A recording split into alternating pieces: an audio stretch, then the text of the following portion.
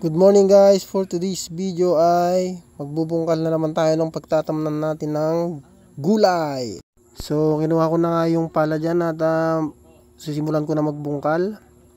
Sige, palahin mo ng palahin kuya. Huwag kang mapapagod, lalong huwag kang magsasawa dahil darating din ang panahon na aanihin mo rin lahat yan. Kaysa naman bumili ka pa ng gulay, sobrang mahal ng gulay ngayon. Mainam na yung meron kang sariling tanim para meron kang aanihin. At the same time, maganda rin sa katawan ng gulay guys.